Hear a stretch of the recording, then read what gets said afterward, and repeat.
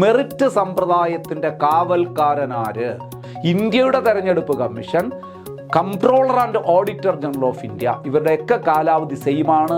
6 വർഷമോ അംഗങ്ങൾക്ക് 65 വയസ്സോ ഏതാണ് ആദ്യം വരുന്നത്?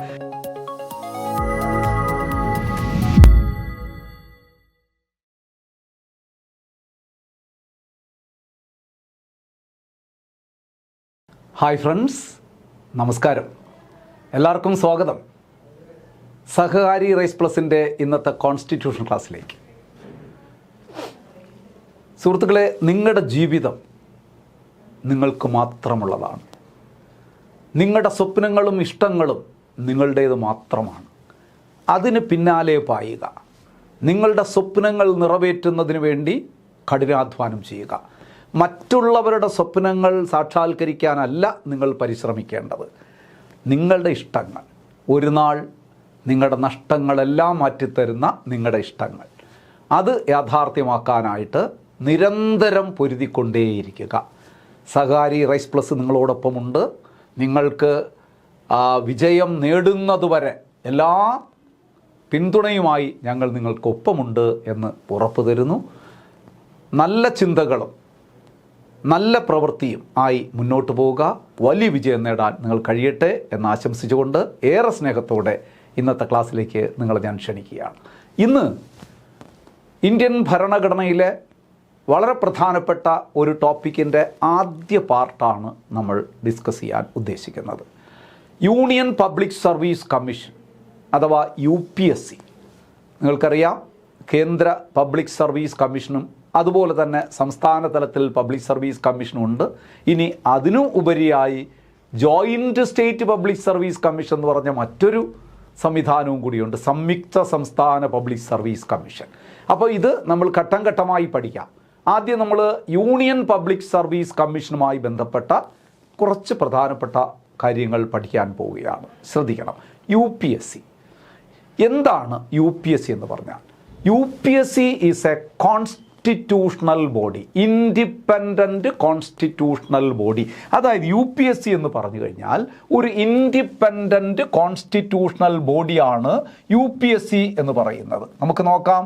UPSC എന്ന് പറയുന്നത് ഭരണഘടനാ സ്ഥാപനമാണ്. ആൻ ഇൻഡിപെൻഡൻറ്റ് കോൺസ്റ്റിറ്റ്യൂഷണൽ ബോഡി, സ്വതന്ത്ര ഭരണഘടനാ സ്ഥാപനം. It is A central recruiting agency in India. ഇന്ത്യയിൽ കേന്ദ്ര റിക്രൂട്ടിംഗ് ഏജൻസി, കേന്ദ്ര ഉദ്യോഗങ്ങളിലേക്ക്, കേന്ദ്ര സർക്കാരിൻ്റെ ഉദ്യോഗങ്ങളിലേക്ക് ഉദ്യോഗാർത്ഥികളെ കണ്ടെത്തി അവരെ റിക്രൂട്ട് ചെയ്യുന്ന ഒരു നാഷണൽ ഏജൻസിയാണ് UPSC, union public service commission. അതുകൊണ്ട് തന്നെ ഇതിനൊരു പേര് വിളിക്കും നമ്മൾ. It is also known as guardian of merit system in India. ഇന്ത്യയിലെ മെറിറ്റ് സിസ്റ്റത്തിൻ്റെ കാവൽക്കാരൻ എന്ന് വിളിക്കുന്നത് ആരെയാണ്? UPSC. ഒരുപാട് തവണ പരീക്ഷയ്ക്ക് ചോദിച്ചിട്ടുണ്ട്. Which is known as guardian of merit system in India. ഇന്ത്യയിൽ മെറിറ്റ് സിസ്റ്റത്തിൻ്റെ കാവൽക്കാരൻ, മെറിറ്റ് സമ്പ്രദായത്തിൻ്റെ കാവൽക്കാരനാര്? UPSC. സംസ്ഥാന തലത്തിൽ വരുമ്പോൾ സംസ്ഥാന PSC എന്നും പറയാം. സംസ്ഥാനത്ത് മെറിറ്റ് സമ്പ്രദായത്തിൻ്റെ കാവൽക്കാരൻ സംസ്ഥാന PSC ആണ്. എന്നാൽ ഇന്ത്യയിൽ മെറിറ്റ് സമ്പ്രദായത്തിൻ്റെ കാവൽക്കാരനാരാണ്? UPSC. എന്താ അങ്ങനെ പറയാൻ കാരണം? UPSC പരീക്ഷകൾ സംഘടിപ്പിക്കുന്നു. ആ പരീക്ഷകൾ എഴുതുന്ന ഉദ്യോഗാർത്ഥികളെ മെറിറ്റിൻ്റെ അടിസ്ഥാനത്തിലാണ് തിരഞ്ഞെടുക്കുന്നത്.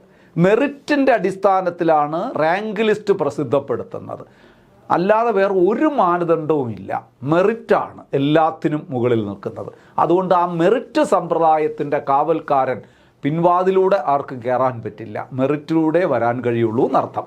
അപ്പോൾ which is known as guardian of merit system in India എന്ന് ചോദിച്ചാൽ യൂണിയൻ പബ്ലിക് സർവീസ് കമ്മീഷനാണ്, UPSC ആണ്. ഇനി ഇതൊരു കോൺസ്റ്റിറ്റ്യൂഷണൽ ബോഡിയാണ് എന്ന് നമ്മൾ പറഞ്ഞു. അപ്പോൾ കോൺസ്റ്റിറ്റ്യൂഷനിൽ അതിന് പ്രൊവിഷൻസ് ഉണ്ടാകണ്ടേ? തീർച്ചയായിട്ടും. Which part of Indian constitution deals with union public service commission? Part 14. Indian ഭരണഘടനയിലെ 14-ാം ഭാഗത്താണ് യൂണിയൻ പബ്ലിക് സർവീസ് കമ്മീഷനെ കുറിച്ച് പ്രതിപാദിക്കുന്നത്. ഇവിടെ ഒരു കാര്യം കൂടെ നിങ്ങൾ ഓർക്കണേ, യൂണിയൻ പബ്ലിക് സർവീസ് കമ്മീഷനും സ്റ്റേറ്റ് പബ്ലിക് സർവീസ് കമ്മീഷനും ഒരേ രീതിയിൽ നിങ്ങൾ പഠിച്ചു പോയാൽ അതിൻ്റെ ആർട്ടിക്കിളുകളെല്ലാം തന്നെയാണ്, സെയിമാണ് ആർട്ടിക്കിൾ. നമ്മൾ ഇലക്ഷൻ കമ്മീഷൻ പോലെയല്ല. ഇലക്ഷൻ കമ്മീഷനിൽ നമ്മുടെ ഇന്ത്യയുടെ ഇലക്ഷൻ കമ്മീഷൻ്റെ ആർട്ടിക്കിൾ പറയുമ്പം നമ്മൾ 324 എന്ന് പറയുമ്പോൾ സംസ്ഥാനത്ത് വരുമ്പം അത് 243K ആയി മാറും. ആർട്ടിക്കിൾ വ്യത്യാസമാണ്.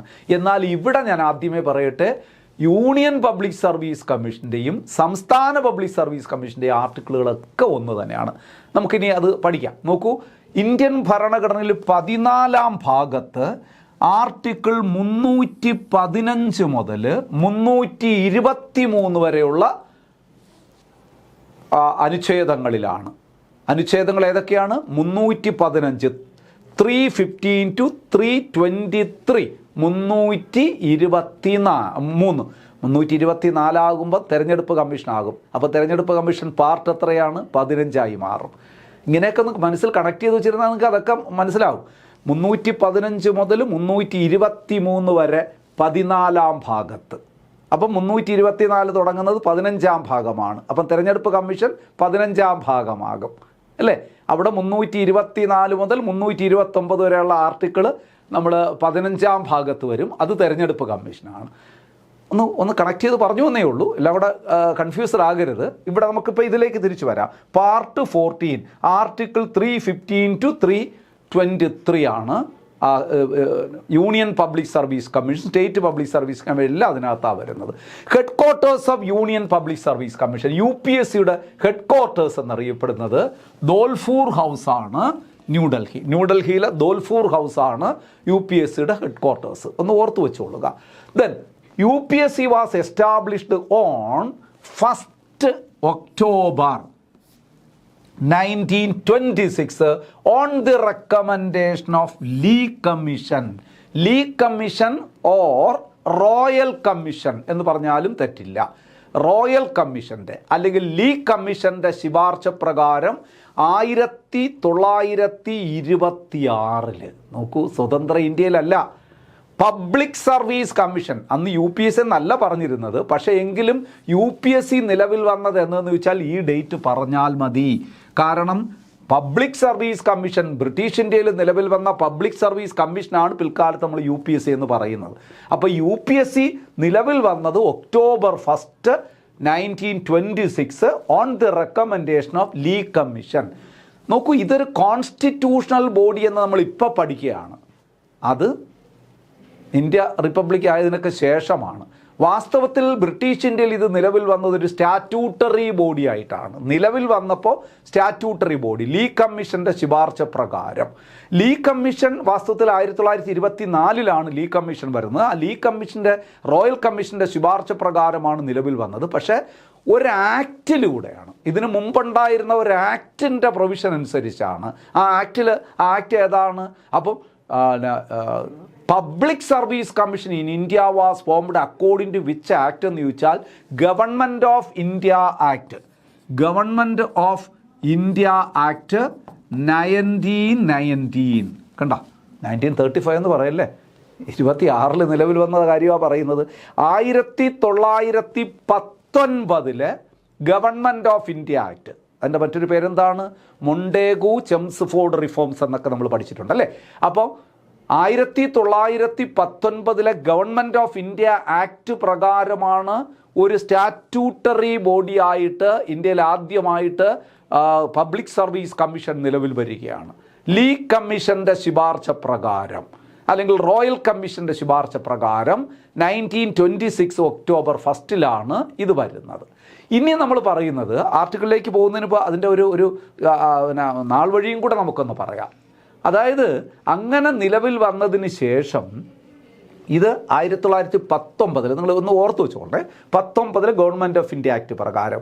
എന്നാൽ ഗവൺമെൻറ് ഓഫ് ഇന്ത്യ ആക്ട് 1935 പ്രകാരം ഇത് ഫെഡറൽ പബ്ലിക് സർവീസ് കമ്മീഷനായി മാറുകയാണ്. ആ നാൾ വഴികൾ ഒന്ന് ഓർക്കാൻ വേണ്ടി ഞാൻ പറഞ്ഞതാണ്.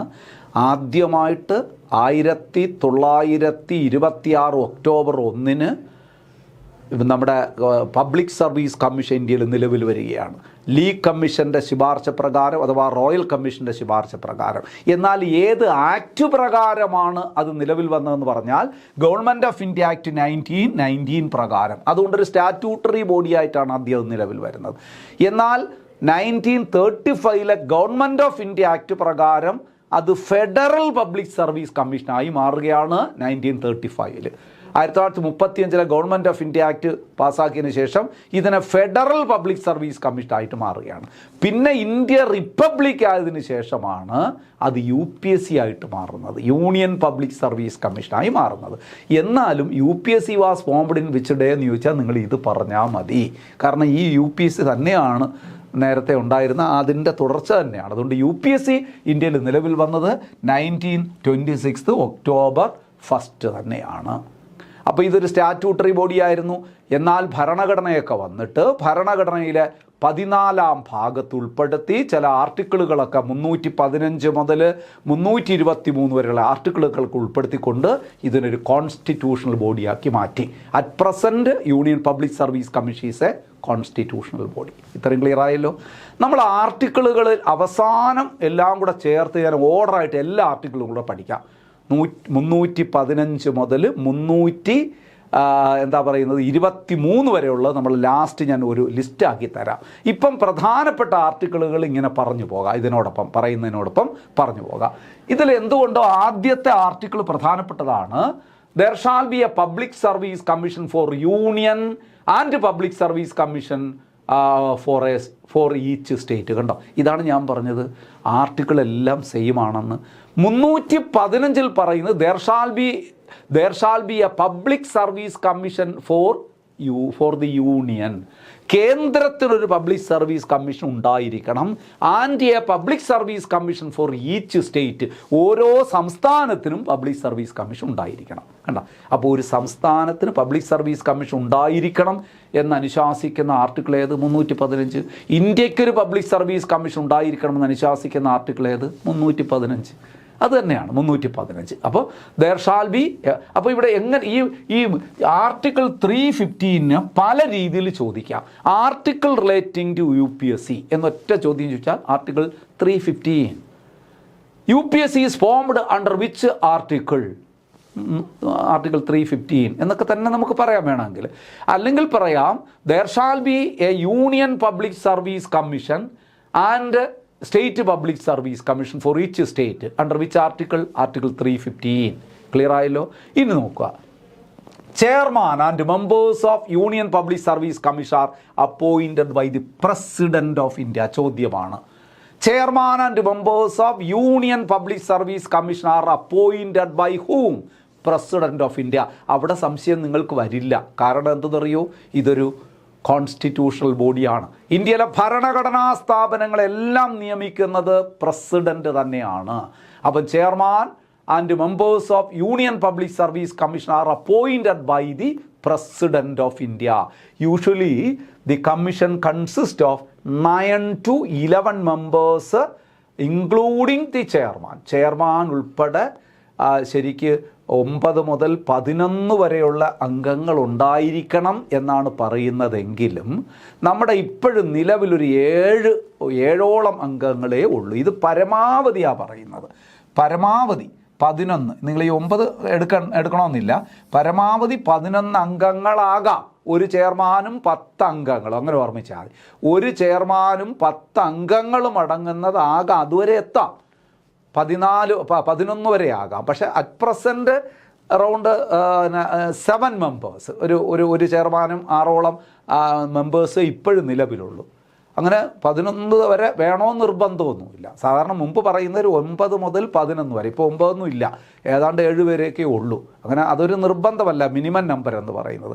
മാക്സിമം 11 കൂടരുത് എന്നാണ് പറയാറുള്ളത്. അപ്പോൾ യൂഷ്വലി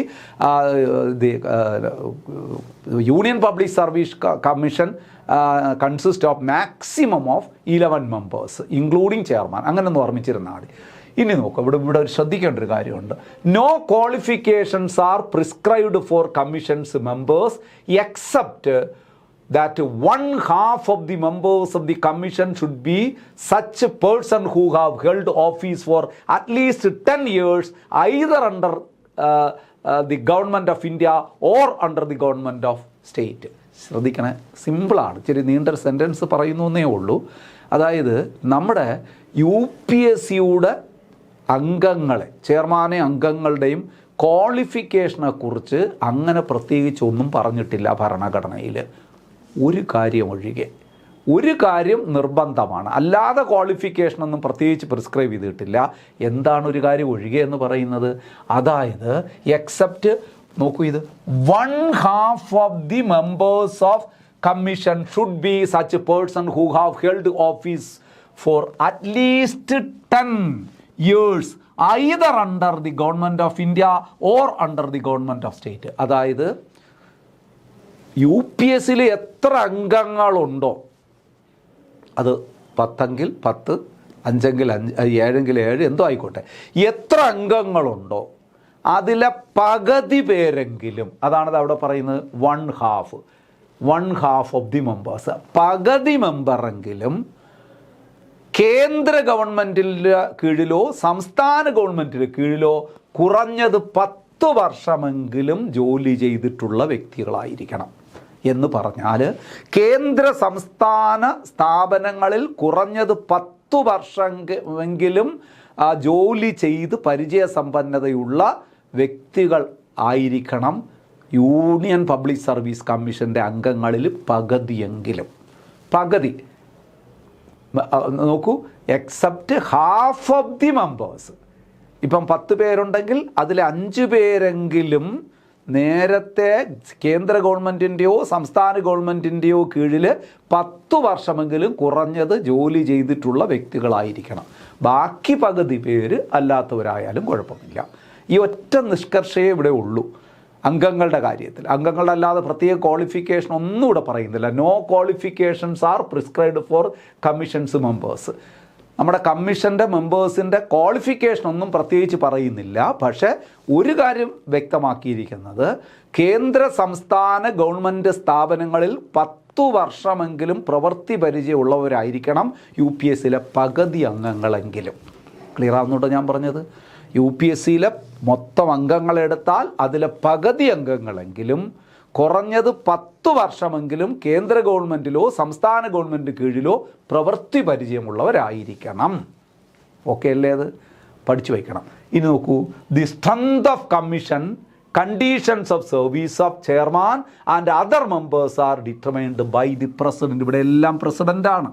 ഞാൻ പറഞ്ഞല്ലോ, അംഗങ്ങൾ ഇത്ര തന്നെ ആയിരിക്കണം നിർബന്ധമൊന്നുമില്ല. അപ്പം കമ്മീഷനിൽ എത്ര അംഗങ്ങളുണ്ടായിരിക്കണം, അവരുടെ സേവന വ്യവസ്ഥകൾ എന്തൊക്കെയായിരിക്കണം, ചെയർമാൻ്റെ അംഗങ്ങളുടെയും ഇതെല്ലാം നിശ്ചയിക്കുന്നത് ആരാണ്? പ്രസിഡൻ്റാണ്, രാഷ്ട്രപതിയാണ് അതെല്ലാം നിശ്ചയിക്കുന്നത്. ക്ലിയറായോ? Term of office of chairman and members, ഇത് നമ്മൾ പലതവണ പറഞ്ഞ കാര്യമാണ്. UPSCയുടെ നിലവിലെ UPSCയിലെ കാലാവധി എത്ര എന്ന് പറഞ്ഞു കഴിഞ്ഞാൽ 6 years or 65 years of age, whichever is earlier എന്നാണ് നമ്മൾ പറഞ്ഞത്.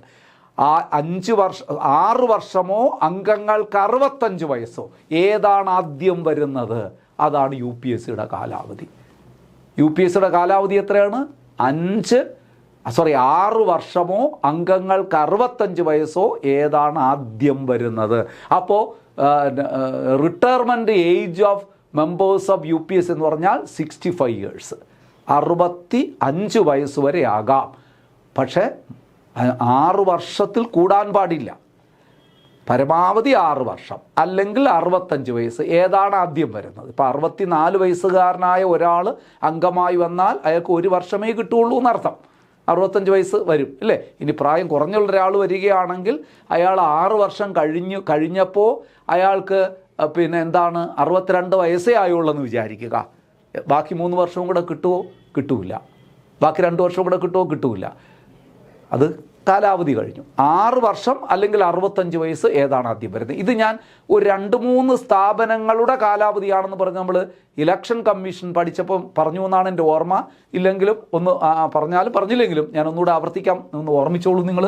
അതായത് നമ്മളിപ്പം പറഞ്ഞ UPSC, union public service commission, election commission of India, CAG, controller and auditor general of India, ഇവരുടെ 3 പേരുടെയും, ഈ 3 ഭരണഘടനാ സ്ഥാപനങ്ങളാണ് ഇതൊരു ഭരണഘടനാ പദവിയാണ്, ബാക്കി ഭരണഘടനാ സ്ഥാപനങ്ങളാണ്. കാലാവധി 6 വർഷമോ അംഗങ്ങൾക്ക് 65 വയസ്സാണ്. ഇത് മൂന്നും പരീക്ഷയ്ക്ക് ചോദിക്കുന്ന ആയതുകൊണ്ട് ഞാനൊന്ന് ഗ്രൂപ്പ് ചെയ്ത് പറഞ്ഞാണ്.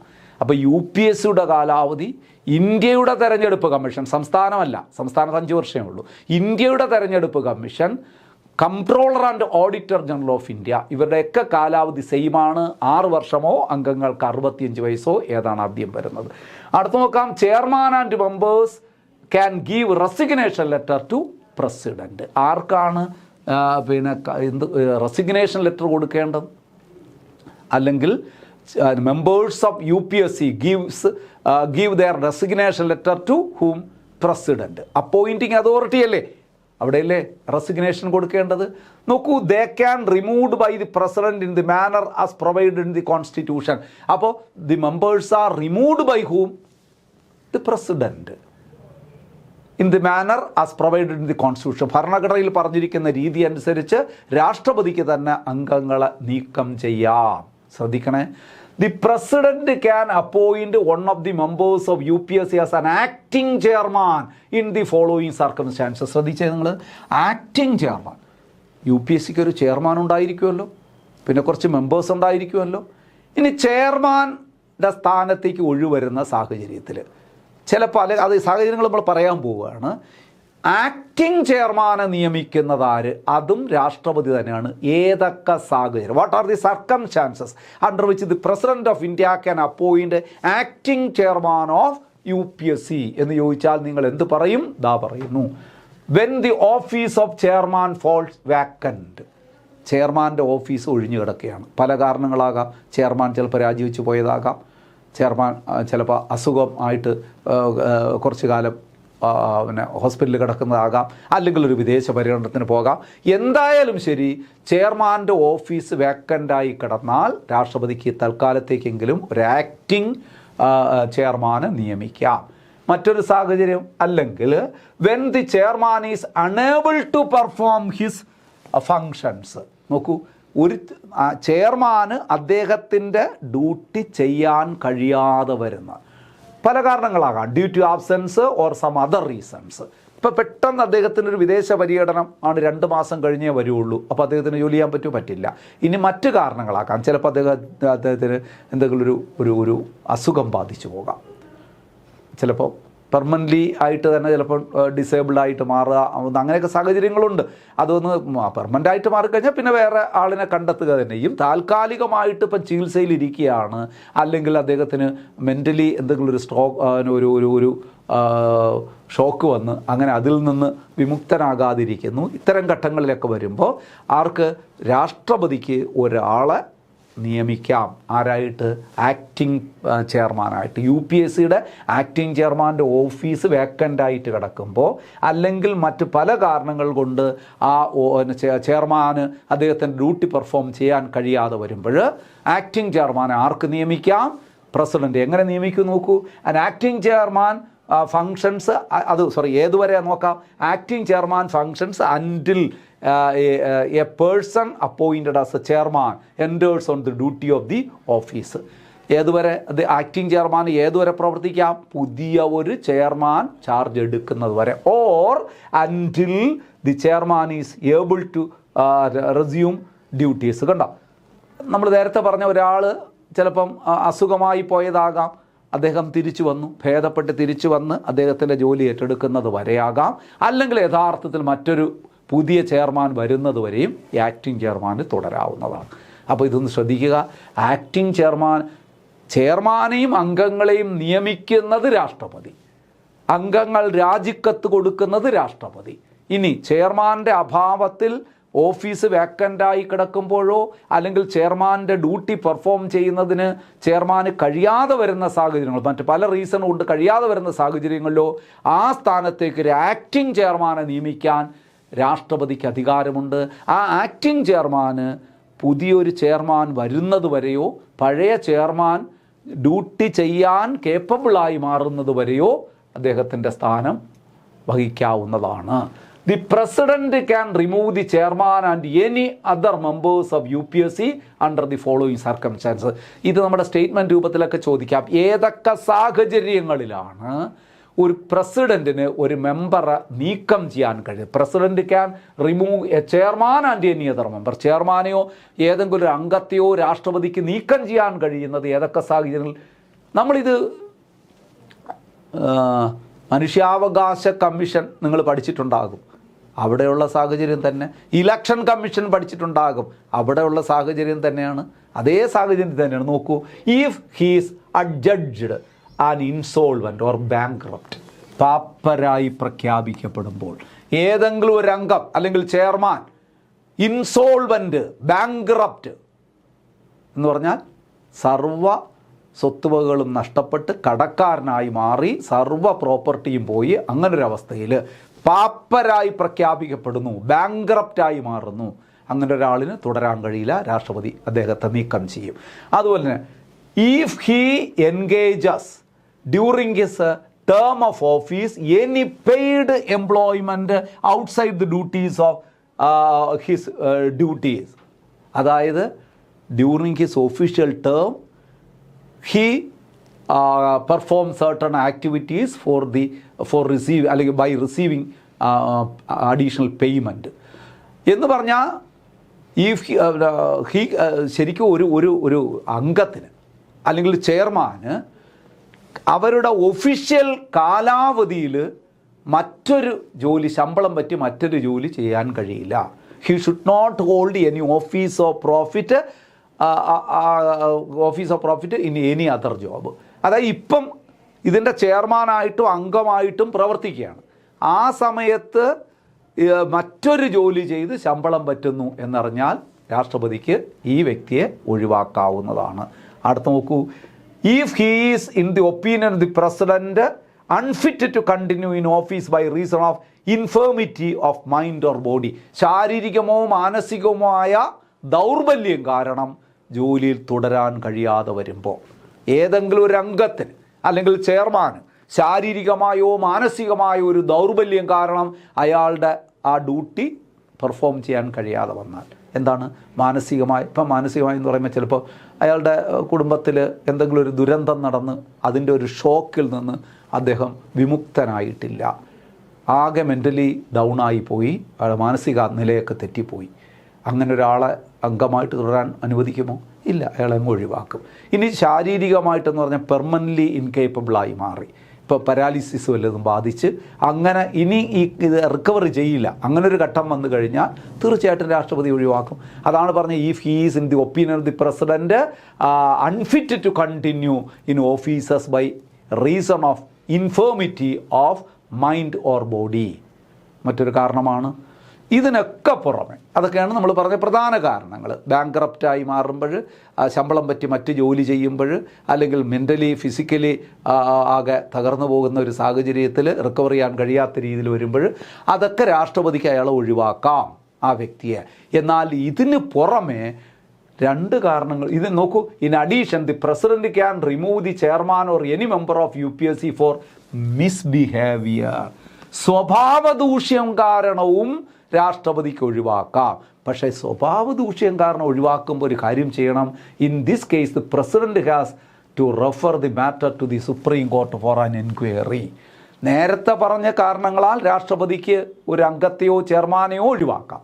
എന്നാൽ സ്വഭാവദൂഷ്യം കാരണം കൊണ്ട് ഒരാളെ ഒഴിവാക്കുമ്പോൾ അതിനൊരു ഫോർമാലിറ്റി ഉണ്ട്. President has to refer the matter to the Supreme Court for an enquiry. ഈ കാര്യം സുപ്രീം കോടതിയെ അറിയിക്കണം. സുപ്രീം കോടതി ഒരു എൻക്വയറി കമ്മീഷനെ വയ്ക്കും. ആ എൻക്വയറി കമ്മീഷൻ്റെ റിപ്പോർട്ടിൻ്റെ അടിസ്ഥാനത്തിൽ സുപ്രീം കോടതി രാഷ്ട്രപതിയോട് പറയും ഇയാളെ നീക്കം ചെയ്യണോ വേണ്ടയോ എന്ന്. അങ്ങനെ മാത്രമേ നീക്കം ചെയ്യാൻ കഴിയുള്ളൂ. ഇത് ഒരുപാട് സ്ഥലത്ത് ഇങ്ങനെയാണ്. മനുഷ്യാവകാശ കമ്മീഷൻ അംഗങ്ങളുടെ കാര്യത്തിൽ, മനുഷ്യാവകാശ കമ്മീഷൻ അംഗങ്ങളുടെ കാര്യത്തിൽ, അതുപോലെ തന്നെ നമ്മുടെ ലോക്പാലിൻ്റെ കാര്യത്തിൽ ഒക്കെ ഇങ്ങനെയാണ്.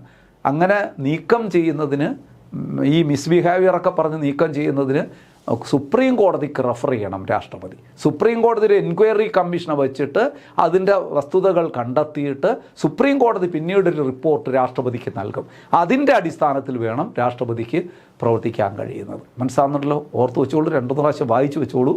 Then the chairman of UPSC is not eligible for further employment in government of India or state. ശ്രദ്ധിക്കണേ, chairman of UPSC is not eligible for further employment in the government of India or state. എങ്ങനെ? Retire ചെയ്ത് കഴിഞ്ഞാലും, retire ചെയ്തൊക്കെ കഴിഞ്ഞു എന്നാൽ പോലും ഒരു UPSCയുടെ ചെയർമാനായി പ്രവർത്തിച്ച വ്യക്തിയെ ഒരിക്കലും കേന്ദ്ര സംസ്ഥാന ഗവൺമെൻറ്റുകളുടെ കീഴിൽ ഒരു ജോലിക്കും അനുവദിക്കില്ല, ഒരു ജോലിയും ചെയ്യാൻ കഴിയില്ല. They are not eligible to work under central government or state government after the റിട്ടയർമെൻറ്റിന് ശേഷം പോലും. അതായത് UPSCയുടെ ചെയർമാനായി പ്രവർത്തിച്ച ഒരു വ്യക്തിക്ക് അതിനുശേഷം ഇന്ത്യ ഗവൺമെൻറ്റിൻ്റെയോ സംസ്ഥാന ഗവൺമെൻറ്റെയോ കീഴിലുള്ള ഒരു ജോലിയിലും പ്രവേശിക്കാൻ കഴിയില്ല. സ്റ്റേറ്റ്മെൻറ്റ് രൂപത്തിലുള്ള ചോദ്യങ്ങൾ വരുന്നതാണ്, മനസ്സിലായിക്കൊള്ളുക. എന്നാൽ അടുത്ത് നോക്കൂ, a member of UPSC is eligible for appointment as chairman of UPSC. എന്നാൽ UPSCയുടെ അംഗമായിരുന്ന ഒരാളിന് UPSCയുടെ ചെയർമാനായി മാറുന്നതിന് തടസ്സമില്ല. UPSCയുടെ ചെയർമാനോ or a state public service commission, മറ്റേതെങ്കിലും സംസ്ഥാന പബ്ലിക് സർവീസ് കമ്മീഷനുകളുടെ ചെയർമാനായി മാറുന്നതിനോ തടസ്സമില്ല. അപ്പോൾ UPSCയുടെ ചെയർമാനായ ഒരു വ്യക്തിക്ക് പിന്നീട് UPSCയിൽ തന്നെ റീഅപ്പോയിൻ്റ് ചെയ്യാൻ ഉള്ള അവകാശമില്ല, വഹിച്ച ചുമതല വീണ്ടും വഹിക്കാൻ പറ്റില്ല, കേന്ദ്ര സംസ്ഥാന സർക്കാർ സ്ഥാപനങ്ങളുടെ കീഴിൽ ഒരു ജോലിയും ചെയ്യാൻ കഴിയില്ല. എന്നാൽ UPSCയിലെ ഒരു അംഗത്തിനാണെങ്കിൽ UPSC ചെയർമാനാകുന്നതിനോ അല്ലെങ്കിൽ തന്നെ നമ്മുടെ സംസ്ഥാന പബ്ലിക് സർവീസ് കമ്മീഷനുകളുടെ ചെയർമാനാകുന്നതിനോ തടസ്സമില്ല. തടസ്സമുണ്ട്. ഏതിന്? വീണ്ടും UPSC അംഗമാകാൻ കഴിയില്ല. They are not eligible for reappointment. ആ അംഗമായിരുന്ന ആളിന് വീണ്ടും അംഗമാകാൻ കഴിയില്ല. UPSCയുടെ ചെയർമാനാകാം, സംസ്ഥാന പബ്ലിക് സർവീസ് കമ്മീഷനുകളുടെ ചെയർമാനാകാം. ആ കാര്യം അംഗങ്ങൾക്ക് അങ്ങനെ സ്വാതന്ത്ര്യമുണ്ട്. But for any other employment the government of India or state. പക്ഷേ അവർക്കും കേന്ദ്ര സംസ്ഥാന സ്ഥാപനങ്ങളുടെ കേന്ദ്ര സംസ്ഥാന ഗവൺമെൻറ്റുകളുടെ കീഴിൽ ഒരു ജോലിയും ചെയ്യാനും പാടില്ല. ഇത് മൊത്തം ആശയക്കുഴപ്പം ഉണ്ടാകരുത്. ഞാൻ സിമ്പിളായിട്ട് ഓർഡറായിട്ടൊന്ന് പറയാം, നിങ്ങൾ ശ്രദ്ധിക്കണം. അതായത് നമ്മുടെ UPSCയുടെ ചെയർമാനും അംഗങ്ങൾക്കും റീഅപ്പോയിൻമെൻറ്റിന് അർഹതയില്ല. അവർ വഹിച്ചിരുന്ന പദവികൾ വീണ്ടും വഹിക്കാൻ പറ്റില്ല. അത്രയും മനസ്സിലായോ? ഇനി UPSCയുടെ ചെയർമാനാണെങ്കിൽ ഒരു ജോലിക്കും UPSCയുടെ ചെയർമാനായി കഴിഞ്ഞതിന് ശേഷം കേന്ദ്ര സംസ്ഥാന സർക്കാർ സ്ഥാപനങ്ങളുടെ കീഴിൽ ഒരു ജോലിയും നിർവഹിക്കാൻ കഴിയില്ല. പിന്നെ മിണ്ടാതെ വീട്ടിലിരിക്കാനേ പറ്റുള്ളൂ. എന്നാൽ UPSC അംഗമായ ഒരു വ്യക്തിക്ക് UPSCയുടെ ചെയർമാനാകുന്നതിനോ സംസ്ഥാന പബ്ലിക് സർവീസ് കമ്മീഷന്റെ ചെയർമാനാകുന്നതിനോ തടസ്സമില്ല. പക്ഷെ അവർക്കൊരു തടസ്സമുണ്ട്. എന്താണ് അത്? അല്ലാതെ കേന്ദ്ര സംസ്ഥാന സർക്കാർ സ്ഥാപനങ്ങളുടെ കീഴിൽ ഒരു ജോലിയും വഹിക്കാൻ പാടില്ല. UPSCയുടെ ചെയർമാൻ്റെ കാര്യം പറഞ്ഞ പോലെയാണ് അംഗങ്ങൾക്കും കേന്ദ്ര ഗവൺമെൻറ്റിൻ്റെയോ സംസ്ഥാന ഗവൺമെൻറ്റിൻ്റെ കീഴിൽ ഒരു ജോലിയും വഹിക്കാൻ പറ്റില്ല. അംഗങ്ങൾക്ക് എന്തിനേ കഴിയുള്ളൂ? UPSCയുടെ അംഗമായിരുന്ന വ്യക്തിക്ക് UPSCയുടെ ചെയർമാനാകാം, UPSCയുടെ അംഗമായിരുന്ന വ്യക്തിക്ക് സംസ്ഥാന PSCയുടെ ചെയർമാനാകാം. അത്രയേ ഉള്ളൂ. മറ്റൊരു ജോലിയും ചെയ്യാൻ പാടില്ല. ക്ലിയർ അല്ലേ? ഇതൊക്കെയാണ് തെറ്റിപ്പോകുന്നത്. ഒന്ന് മനസ്സിലാക്കി വെച്ചോളൂ. Chairman or member is not eligible for reappointment. ഞാൻ പറഞ്ഞു, ചെയർമാനായാലും മെമ്പർ ആയാലും റീഅപ്പോയിൻമെൻറ്റിന് എലിജിബിൾ അല്ല എന്ന് പറഞ്ഞാൽ not eligible for second term. ഒരു സെക്കൻഡ് ടേമും കൂടി അതേ ജോലി ചെയ്യാൻ അവർക്ക് കഴിയില്ല. നോക്കൂ, expenses including salaries pensions of UPSC members and staff are charged on the consolidated fund of India and are not subject to vote by parliament. നോക്കൂ, പാർലമെൻറ്റിൽ പ്രത്യേകിച്ച് പാസ്സാക്കി എടുക്കേണ്ട കാര്യമൊന്നുമില്ല. കൺസോളിഡേറ്റ് ഫണ്ടിൽ നിന്ന് ഇവരുടെ സാലറി കൊടുത്തുകൊണ്ടിരിക്കും. Salaries and allowances of UPSC members are paid out of എന്താണ് കൺസോളിഡേറ്റഡ് ഫണ്ട്. ഇന്ത്യൻ ഭരണഘടനയിലെ ആർട്ടിക്കിൾ 266 കൺസോളിഡേറ്റഡ് ഫണ്ട് സഞ്ചിത നിധിയെക്കുറിച്ച് പ്രതിപാദിക്കുന്നത്. ആ സഞ്ചിത നിധിയിൽ നിന്ന് ഏകീകൃത സാമ്പത്തിക നിധിയിൽ നിന്ന് അഥവാ കൺസോളിഡേറ്റഡ് ഫണ്ടിൽ നിന്നാണ് ഇവരുടെ ശമ്പളം എല്ലാം നൽകുന്നത്. ഓർത്തോടുക. ഇനി UPSCയുടെ ഫങ്ഷൻസ് നമുക്കൊന്ന് പരിശോധിക്കാം. It conducts UPSC conducts examination for appointment to the All India Service and Central Service. കണ്ട, All India Service and Central Service, അഖിലേന്ത്യാ സിവിൽ സർവീസിലേക്കും കേന്ദ്ര സർവീസിലേക്കും ആൾക്കാരെ റിക്രൂട്ട് ചെയ്യുന്ന ഒരു ഏജൻസിയാണ്, അല്ലെങ്കിൽ എക്സാമിനേഷൻ കണ്ടക്ട് ചെയ്യുന്ന ഒരു ഏജൻസിയാണ്. It conducts examinations for appointments to all India services and central service. അഖിലേന്ത്യാ സിവിൽ സർവീസിലേക്കും കേന്ദ്ര civil സർവീസിലേക്കും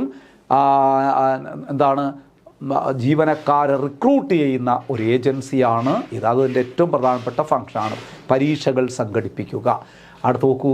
it assist the state in framing and operating schemes of joint recruitment for services. Joint recruitment എന്ന് പറഞ്ഞാൽ വിവിധ ജോലികൾക്ക് ഒരുമിച്ച് റിക്രൂട്ട് ചെയ്യുന്നത്. Joint recruitment, അതായത് നിങ്ങൾ കേട്ടിട്ടുണ്ടല്ലോ, ഒരു ഡിഗ്രി ലെവൽ പരീക്ഷ എന്നൊക്കെ നമ്മൾ പറയാറുണ്ടല്ലോ.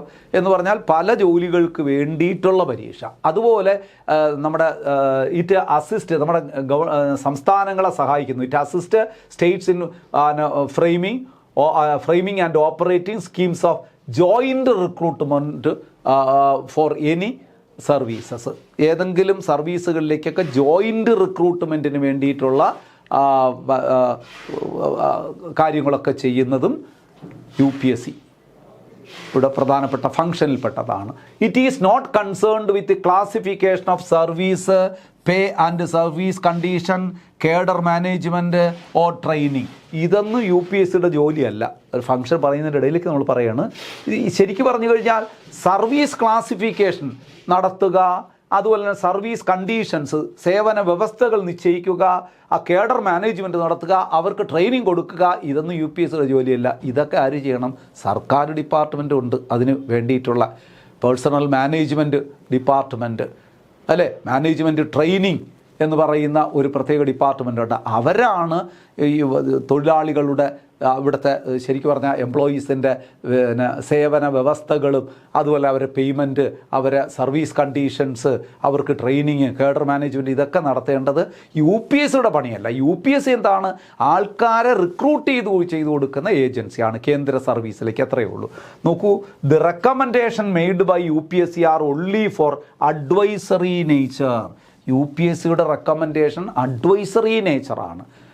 ഗവൺമെൻറ്റിന് ഇതുമായി ബന്ധപ്പെട്ട സർവീസുകളുമായി ബന്ധപ്പെട്ട, അല്ലെങ്കിൽ എംപ്ലോയീസിനെ റിക്രൂട്ട് ചെയ്യുന്നതുമായി ബന്ധപ്പെട്ട, പരീക്ഷകൾ സംഘടിപ്പിക്കുന്നതുമായി ബന്ധപ്പെട്ട കാര്യങ്ങൾ ഗവൺമെൻറ്റിന് ഉപദേശിക്കുകയേ ഉള്ളൂ. ആ ഉപദേശിക്കുവാനുള്ള അധികാരം മാത്രമേ ഉള്ളൂ. അത് നടപ്പിലായില്ല എങ്കിൽ, സർക്കാരത് നടപ്പിലാക്കിയില്ല എങ്കിൽ സർക്കാരിനെതിരെ നടപടിയെടുക്കാനൊന്നും UPSCക്ക് അധികാരമില്ല. അഡ്വൈസറി നേച്ചറാണ്. And hence not binding on the government. Government അത് അംഗീകരിക്കണമെന്ന് നിർബന്ധമൊന്നുമില്ല. UPSC കൊടുക്കുന്ന റെക്കമെൻഡേഷൻസ് സർക്കാർ അനുസരിക്കണമെന്ന് അങ്ങനെ നിർബന്ധമൊന്നുമില്ല. അഡ്വൈസറി നേച്ചർ മാത്രമേ ഉള്ളൂ UPSCക്ക്. It serves all or any of needs of state on the request of the state governor. ഇനി സംസ്ഥാന ഗവർണർമാരുടെ റിക്വസ്റ്റ് അനുസരിച്ച് ഒരു സംസ്ഥാനത്തിന് ആവശ്യമായിട്ടുള്ള സഹായങ്ങൾ കൂടി UPSC ചെയ്തു കൊടുക്കും. ഒരു സംസ്ഥാനത്തിൻ്റെ ഗവർണറുടെ അഭ്യർത്ഥന പ്രകാരം ആ സംസ്ഥാനത്തിൻ്റെ എംപ്ലോയ്മെൻറ്റുമായി ബന്ധപ്പെട്ട് എന്തെങ്കിലും കാര്യങ്ങൾ ചെയ്യണമെങ്കിൽ UPSC ചെയ്തു കൊടുക്കും. It advises the president regarding the disciplinary action against civil servants. നമ്മുടെ സിവിൽ സർവീസിൽ പ്രവർത്തിക്കുന്ന ആൾക്കാർക്കെതിരെ ഡിസിപ്ലിനറി ആക്ഷൻ എടുക്കുന്നതുമായി ബന്ധപ്പെട്ട് രാഷ്ട്രപതിക്ക് ചില നിർദ്ദേശങ്ങൾ കൂടി ആര് കൊടുക്കും? UPSC. ഇതൊക്കെ UPSCയുടെ ഫങ്ഷൻസാണ്. അത് എന്തൊക്കെ ഡിസിപ്ലിനറി ആക്ഷൻ എടുക്കണം ഇന്ന കുറ്റകൃത്യങ്ങൾ ചെയ്യുന്ന എംപ്ലോയീസിനോട് എന്നൊക്കെ ശരിക്ക് അഡ്വൈസ് കൊടുക്കുന്നതും ആരാണ്? UPSC ആണ്. Then UPSC is not consulted on the following matters. ഇനി UPSCക്ക് ചെയ്യേണ്ടാത്ത കാര്യങ്ങളാണ് പറയുന്നത്. Making reservation of appointment or post in favour of any backward class of citizen. പിന്നക്കം വിഭാഗക്കാർക്ക് റിസർവേഷനൊക്കെ അനുവദിക്കുന്നത് UPSC അല്ല, അത് സർക്കാരാണ് ചെയ്യേണ്ടത്. അതുപോലെ തന്നെ taking into consideration the claims of scheduled caste and scheduled tribes in making appointments. SC/ST കാരുടെ അപ്പോയിൻമെൻറ്റ്, അവരുടെ റിസർവേഷൻ, ഇതുമായി ബന്ധപ്പെട്ടൊന്നും UPSC അല്ല തീരുമാനമെടുക്കേണ്ടത്. UPSCക്ക് അതിൽ റോളൊന്നുമില്ല. അതുപോലെ തന്നെ temporary officiating appointment to post for a period of less than 1 year, 1 വർഷത്തിന് കുറഞ്ഞ ടെമ്പററി അപ്പോയിൻമെൻറ്റുകളും UPSC കൈകാര്യം ചെയ്യുന്നില്ല. അത് സർക്കാരിന് തന്നെ ചെയ്യാവുന്നതേ ഉള്ളൂ. 1 വർഷത്തിനകത്തുള്ള ചെറിയ ടെമ്പററി ജോബിനൊക്കെ ആൾക്കാരെ നിയമിക്കുക എന്ന് പറയുന്നത് UPSCയുടെ ജോലിയല്ല. ആൾക്കാരെ കണ്ടെത്തുക എന്ന് പറയുന്നത് UPSCയുടെ ജോലിയല്ല, അത് സർക്കാരാണ്. കാരണം അത് UPSCയുടെ അനുമതിയോടുകൂടി ചെയ്യാൻ നിന്നാൽ നടക്കില്ല. കാരണം പെട്ടെന്ന് അടിയന്തരമായ ഘട്ടത്തിൽ ചില ടെമ്പററി അപ്പോയിൻമെൻറ്റുകളൊക്കെ നടത്തേണ്ടതായിട്ടുണ്ട്. അതൊന്നും UPSC അല്ല ചെയ്യുന്നത്, അതൊക്കെ സർക്കാരിൻ്റെ തീരുമാനമാണ്. അപ്പോൾ ലിമിറ്റേഷൻസ് UPSC എന്ന് പറയുന്നത് അതൊക്കെയാണ്. ഇനി നമുക്കൊന്ന് 2 ആൾക്കാരുടെ പേര് പഠിക്കാം. ഫസ്റ്റ് ചെയർമാൻ ഓഫ് UPSC ഏത് വർഷമാണെന്ന് അറിയാലോ നിങ്ങൾക്ക്? 1926 ഒക്ടോബർ 1 ഇത് നിലവിൽ വന്നത്. അപ്പോഴും ഇംഗ്ലീഷുകാരനായിരിക്കുമല്ലോ അതിൻ്റെ ചെയർമാൻ, കാരണം അത് ബ്രിട്ടീഷ് ഇന്ത്യയിലല്ലേ തുടങ്ങിയത്. അതുകൊണ്ടാണ് പറയുന്നത് സർ റോസ് ബാർക്കറാണ് ഇതിൻ്റെ ആദ്യ ചെയർമാൻ. നോക്കൂ, ഫസ്റ്റ് വുമൺ ചെയർപേഴ്സൺ. നോക്കൂ, ആദ്യത്തെ വനിതാ അധ്യക്ഷ ആരാണ്? റോസ് മിലൻ മാത്യു. അപ്പോൾ ആദ്യ ചെയർമാൻ റോസ് ബാർക്കറാണ്. ആദ്യത്തെ വനിതാ അധ്യക്ഷ അല്ലെങ്കിൽ അധ്യക്ഷയായ അല്ലെങ്കിൽ ചെയർപേഴ്സണായ ആദ്യ വനിത ആരെന്ന് ചോദിച്ചാൽ അത് റോസ് മിലൻ മാത്യു ആണ്. First Indian to become chairman of UPSC, UPSCയുടെ ചെയർമാനായ ആദ്യ ഇന്ത്യക്കാരൻ. ഇതൊക്കെ ഇംഗ്ലീഷുകാരാണെന്നറിയാമല്ലോ. എന്നാൽ ഒരു ഇന്ത്യക്കാരൻ ആദ്യമായിട്ട് UPSCയുടെ ചെയർമാനായി മാറുകയാണ്. അത് SK കൃപലാനിയാണ്. JB കൃപലാനി അല്ല, SK Kripalani. First Indian to become chairman of UPSC HK കൃപലാനിയാണ്. SK കൃപലാനി. അതുപോലെ തന്നെ first Indian woman to become chairperson of UPSCയുടെ ചെയർപേഴ്സണായ ആദ്യ ഇന്ത്യക്കാരി ആര്? ആദ്യ ഇന്ത്യൻ വനിത അന്ന രാജം മൽഹോത്ര. ഇന്ത്യയിലെ ആദ്യത്തെ IAS കാരിയാണ്, അന്ന രാജം മൽഹോത്രയാണ്. അപ്പോൾ ആദ്യ ചെയർപേഴ്സൺ ആരാണ്? Ross Barker. ആദ്യത്തെ വനിതാ അധ്യക്ഷ ആരാണ്? റോസ് മിലൻ മാത്യു. ആദ്യത്തെ ഇന്ത്യക്കാരനായ ചെയർമാൻ ആരാണ്? SK കൃപലാനി. ചെയർപേഴ്സണായ ആദ്യ ഇന്ത്യക്കാരി ആരാണ്? Anna Rajam Malhotra. First Malayali to become a member of UPSC അംഗമായ ആദ്യ മലയാളി KG അടിയോടി. KG അടിയോടിയാണ് UPSCയുടെ അംഗമായ ആദ്യ മലയാളി. UPSCയുടെ അംഗമായ ആദ്യ മലയാളി ആരെന്ന് ചോദിച്ചാൽ ആരുടെ പേര് പറയും? KG അടിയോടി. ഈ പേരുകളൊക്കെ ഒന്ന് പഠിച്ചു വയ്ക്കണം. ഇതാ വരുന്നു ഏറ്റവും പ്രധാനപ്പെട്ട കറണ്ട് അഫേഴ്സ് ചോദ്യമാണ്. കറണ്ട് ചെയർപേഴ്സൺ ഓഫ് UPSCയുടെ നിലവിലെ ചെയർപേഴ്സൺ ഡോക്ടർ അജയ് കുമാറാണ്. ഡോക്ടർ അജയ് കുമാർ നിലവിലെ ചെയർപേഴ്സൺ. UPSCയുടെ നിലവിലെ ചെയർപേഴ്സൺ ആരാണ്? ഡോക്ടർ അജയ് കുമാർ. തെറ്റാതെ മനസ്സിൽ വെച്ചേക്കണം. ഇനി നമുക്ക് കുറച്ച് ആർട്ടിക്കിൾ നമ്മൾ നോക്കാം. ഞാൻ പറഞ്ഞല്ലോ ആർട്ടിക്കിൾ 315 ടു എത്ര നമ്മൾ പഠിച്ചത്? 315 മുതൽ 323 വരെയുള്ള ആർട്ടിക്കിളിലാണല്ലോ UPSCയെക്കുറിച്ച് പ്രതിപാദിക്കുന്നത്. 315 വരെ അതത്രയും നമുക്കൊന്ന് പഠിക്കാം. പെട്ടെന്ന് പഠിച്ചു പോകാം, വളരെ എളുപ്പത്തിൽ പറഞ്ഞു പോകാം. 315 നമ്മൾ പറഞ്ഞു public service commission four union and for the state. ഇത്രയേ ഉള്ളൂ. There shall be A public service commission four union and a public service commission for each state എന്ന് പഠിച്ചത് ഓർമ്മയുണ്ടോ? അതാണ് ആർട്ടിക്കിൾ 315 പറയുന്നത്. Article 316 appointment and terms of office of members. അംഗങ്ങളെ നിയമിക്കുന്നത്, അവരുടെ ആ ടേം ഓഫ് ഓഫീസ്, അവരുടെ ആ പദവിയുടെ കണ്ടീഷൻസ് എന്തൊക്കെയാണ് എന്നൊക്കെ പറയുന്നതാണ്. അപ്പോയിൻമെൻറ്റ് ഓഫ് മെമ്പേഴ്സ് എന്ന് ഓർമ്മിച്ചാൽ മതി. 316. 317 removal and suspension of members. രാഷ്ട്രപതി റിമൂവ് ചെയ്യുന്ന കാര്യമൊക്കെ നമ്മൾ പറഞ്ഞല്ലോ. ആ റിമൂവലും സസ്പെൻഷനും ഒക്കെ പറയുന്നതാണ് 317. 318 powers to make regulation to conditions of service of members and staff, അതായത് നമ്മുടെ ഈ ഇതിലെ അംഗങ്ങളുടെയും സ്റ്റാഫിൻ്റെയൊക്കെ പിന്നെ സേവന വ്യവസ്ഥകളുമായി ബന്ധപ്പെട്ട ആർട്ടിക്കിളിനെയാണ് 318 സേവന വ്യവസ്ഥകൾ.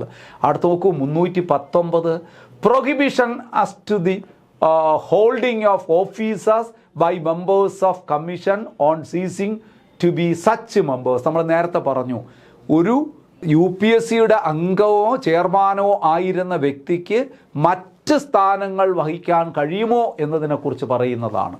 ആ സ്ഥാനം വഹിക്കാൻ പറ്റില്ല എന്ന് നമ്മൾ നേരത്തെ പറഞ്ഞു. അതുമായി ബന്ധപ്പെട്ട വകുപ്പാണ്.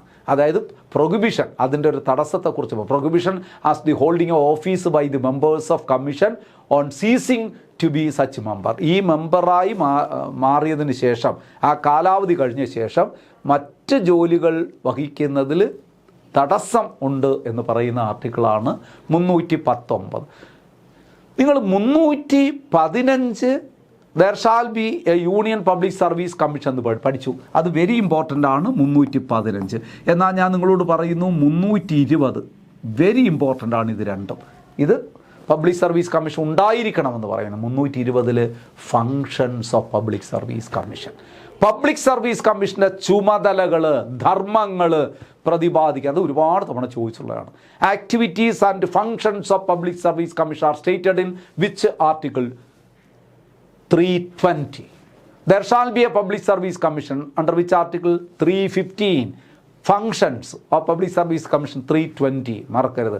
321 power to extend function of PSC. Public service commission, അത് യൂണിയൻ പബ്ലിക് സർവീസ് കമ്മീഷൻ ആകാം, സ്റ്റേറ്റ് പബ്ലിക് സർവീസ് കമ്മീഷൻ ആകാം. പബ്ലിക് സർവീസ് കമ്മീഷൻ്റെ അധികാരങ്ങൾ ഏത് പരിധിവരെ ഉണ്ടായിരിക്കും എന്ന് പറയുന്നതാണ് 321. 322 expenses of public service commission, public service കമ്മീഷൻ്റെ ചിലവുകളെക്കുറിച്ച് പറയുന്നു 322. Last 323 report of public service commission. Public service commission annual report സമർപ്പിക്കുന്നത് രാഷ്ട്രപതിക്കാണ്. ആനുവൽ റിപ്പോർട്ടുമായി ബന്ധപ്പെട്ട സെക്ഷനാണ് 323. അപ്പം നിങ്ങൾ ഓർക്കേണ്ട 315 there shall be A public service commission, India and state. 320 activities and functions of public service commission. 323 report of public service commission. അപ്പോൾ നമ്മൾ public service commission UPSC എന്ന് പറയുന്ന ഒരു ടോപ്പിക്കിൻ്റെ ഒന്നാം ഭാഗം, ചെറിയൊരു ഏരിയ മാത്രമേ നമ്മൾ പഠിച്ചിട്ടുള്ളൂ. ഇനി വിശദാംശങ്ങളിലേക്ക് നമ്മൾ കടക്കും അടുത്ത ക്ലാസ്സിൽ. അപ്പോൾ SSCയെക്കുറിച്ച് പഠിക്കണം, പിന്നെ സ്റ്റേറ്റ് പബ്ലിക് സർവീസ് കമ്മീഷനെ കുറിച്ച് പഠിക്കണം, joint state public service commission ഒക്കെ പഠിച്ചതിന് ശേഷം കുറച്ച് ചോദ്യങ്ങളൊക്കെ എക്സ്പ്ലെയിൻ ചെയ്യുമ്പോൾ ഇതുമായി ബന്ധപ്പെട്ട സംശയങ്ങളൊക്കെ നിങ്ങൾക്ക് മാറും എന്ന് ഞാൻ വിശ്വസിക്കുന്നു. അപ്പം ക്ലാസ് കണ്ടുകൊണ്ടിരുന്ന എല്ലാവർക്കും നന്ദി അറിയിക്കുന്നു. ഇതിൻ്റെ അടുത്ത ഭാഗവുമായി നമുക്ക് വീണ്ടും കാണാം. Thank you so much. Good bye.